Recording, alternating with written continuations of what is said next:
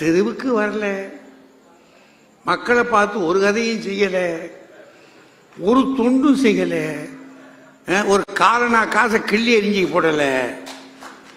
நான் யாரை சொல்றேன்னு உங்களுக்கு விளங்கும். உண்மையை சொல்றேனே, தெருவுக்கே வரல. ஏன்னா பெரிய ஒரு காமராஜர் ஐயாவெல்லாம் அவர் படிக்கிற காலத்தில் படிப்பை விட்டு படிக்க முடியலை, அது ஒரு வேற கட்டம். ஆனால் அவர் பட்டிருக்கிற பாடு இருக்கு பாருங்க, என்ன கஷ்டங்களையா. சாப்பிடாம இருந்த நாட்கள் எத்தனை, தூங்காம இருந்த நாட்கள் என்ன, தெருவோரத்து மனிதர்களுக்காக அவர்கள் பாடுபட்டு இருக்கிற காரியம் எத்தனை. இவ்வளவு உழைப்பு உழைச்சிருக்கிற மனுஷனை ஒரு நாட்டில் தூக்கி அழி எறிஞ்சிட்டான், அப்போடா ஓடி போடு அப்படின்ட்டான்.